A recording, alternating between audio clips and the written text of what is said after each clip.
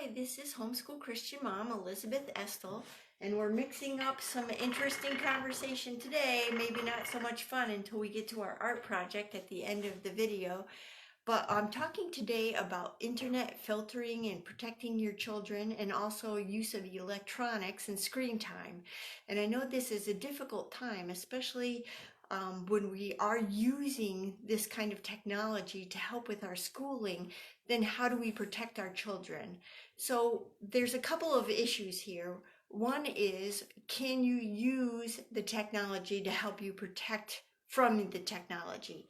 And the answer is yes. There are certain filters that are available that will help you. And what these do is they look for certain words or images and they block the sites. So there's one called K9 Web Protection, and this was developed to prevent employees from wasting time on the job site. So that actually blocks websites. There's one called Church X, and that also blocks. But the difficulty with these programs that block sites is they are not necessarily good at figuring out which sites to block. I mean, they're great at blocking some sites, but sometimes they block a site you want to get to. And there is also one called Clean Browsing. That is good. And these also will help you just protect your children from what I would say accidental exposure to things that they shouldn't be seeing. They're pornography, they're not appropriate for children. So there are tools also out there to help break habits if your child has already gotten into a pornography addiction. One excellent program is called Covenant Eyes, and it does not block any sites at all. What it does, though, is it flags sites that it thinks are mature content. And any site that your child goes to that is deemed tagged, an email is sent to a trusted mentor or the parent so that they can have a conversation with your child. Hey, it looks like maybe you went on these sites. This isn't good. We've talked about this. What can we do about it? Let me pray with you, and then we'll get you on your way. So we have tools to break bad habits. We have tools to help us prevent accidental exposure for our children. But the one thing that we have to address is that you have to have open communication with your children, boys and girls, so that when they come across something that troubles them on the internet, that doesn't seem appropriate, or that they have questions about, they have open communication to talk to you about it, that you are not overreacting, and so that they feel free to say, hey, what's this? This is crazy. What's happening here? And they can talk to you about it.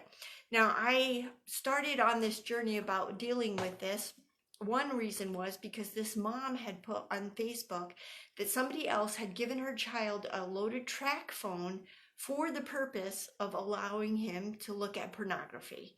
And so she was saying, get rid of all your phones. Don't have phones in the house. This is terrible. I hate this. And obviously she was very upset that this had happened. And I understand that she would be very upset. I would like to think that if someone gave my child a track phone and said, hey, there's pornography on here, let's look at this together, or this is for you, or whatever, my child would have said, no, thank you. No, I don't want that. I'm not interested. I'm not even curious. But the reality is, it's so much out there, and our flesh, our bodies are interested and curious and tempted, that these things are going to come up. So you have to have that open communication with your child so that you can deal with it with them. Now, I'm a Christian, so I come at things from a Christian viewpoint. What is wrong with pornography? Why isn't that right? Well, it's because that we're supposed to have one man and one woman together for life in a monogamous relationship as God has designed, and pornography is changing that and saying it's okay to look and be with these other women or with these other men, and that's okay. And it's not okay. And the devil wants to isolate our children and say, oh, you can't even talk to mom and dad. This is awful. But you know, when we're Christians, Jesus wants to come alongside us and help us. And what we really need to deal with is the heart of our children. I know this is a temptation. I know that you're curious, but you've got to trust me on this, that this is not the best thing for you. It's not the best thing for you now. It's not the best thing for your marriage later. And I'm protecting you. Just like you would have the same conversation about illegal drugs and using heroin or cocaine. You've got to trust me on this, that this is a bad thing. And then they have to know that they can come to you and talk, and that you will be willing to listen. And sometimes these conversations are awkward, but they're very important. So we need to get over any issues we may have with it so we can talk to our children about it.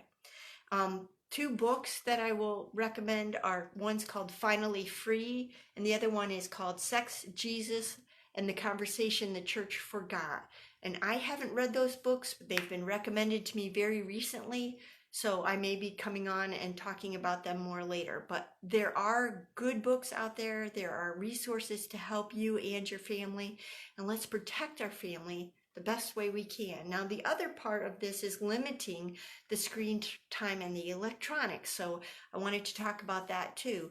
One family I know, all the electronics in the whole house go into the parents' bedroom at night, and there's a big charging station. Why is that? Because the temptation is in the evening or at night. And so all the electronics are there and they are protected. One mom I know who's very diligent about this changes her Wi-Fi password often. So like every day. So the children are not allowed to get the Wi-Fi password until they have done their chores for the day. Then they can come and get the password and get on for what they need to do. Some people say unless it's 20 degrees below zero or raining, there's no extra electronics. Some people say if you do a half hour extra of chores, you can do a half hour extra of electronics. Or if you get all your work done without complaining, you can earn extra time. So there are different ways that you can manage that electronic time. The electronics aren't what's bad. They're a tool. You can use it wisely, but you do need to use it very wisely. I think it's very good for children to have creative play. We asked for Duplos and Legos for Christmas and birthday presents. We have a very large collection of them, but that creative play was really what we felt was important for the children. Plus my husband has a wood shop, we have some yard, and we can be outside and do things outside and projects together as well. So I hope this has helped you as you talk about the open communication with your children, dealing with heart issues. Of course, we have to pray very diligently for our children because these are lifelong habits about overcoming sin and temptation that we're trying to develop with them. And also just good life skills with self-discipline. And so we have to deal with all of that when we're homeschooling. Now you might notice behind me that I do have an art project for today. And this is a great art project. I wish I knew who had written this particular art project. I would write them a thank you note. It's that good.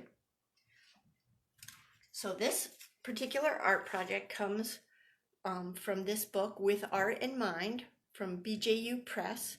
They have 60 lessons in here, mostly for elementary school, and they are excellent, excellent activities. This is the book I couldn't find the other day to tell you about. And I've taught from this book for 20 years. It's got great art projects, and you can use them really for elementary and high school. So this is how the project comes out. I call it the porthole projects. So they're looking out of their submarine at a porthole, and they have a shape from some kind of a fish. This was a squid. And they took the shape and they drew it in different overlapping patterns. And I'll show you this particular one came out very well. And so we have the dark fish right here, so you can see what shape is happening. But it's here and here and here and here. Sometimes the full shape and sometimes off the page. So you're talking about positive and negative space. And then with parallel lines, we also have filled in some of the other shapes. And just to add some visual interest, we took round shapes like bubbles coming up from the water and put those in the background. Here's a different fish shape.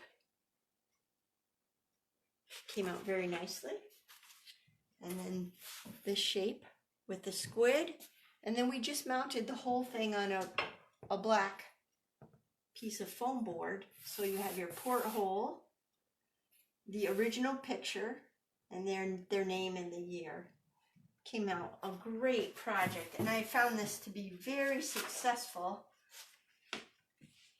no matter what age group I've done it with.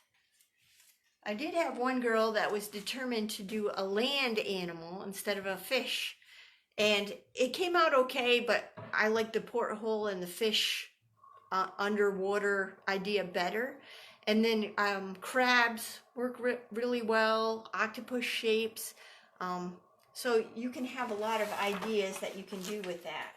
So in the book, it explains your suggested materials, how it will look when it's first drawn. This was with the seahorse here. So I recommend that your original shape be from 4 to 6 inches tall. And then you can darken in the shapes, dark and light. And then here's a dolphin one as an example as well. So this book with art in mind, I'll put the link below and the product number below in the comments that you can get, but it's a great project. Now, it probably will take you 2 or 3 sessions to get it done because you have to find your silhouette, cut that out of a cardboard, put that on in your porthole, and then overlap your shapes, and then it will take a different time to fill in your shapes with either ink or a good Sharpie marker. And then with a ruler, you have to get your lines parallel so it looks nice. And I hope you've enjoyed this time and that we can help encourage each other as we're teaching our children at home and dealing with social distancing and quarantine and managing our households. I hope you have a great day. Talk to you later.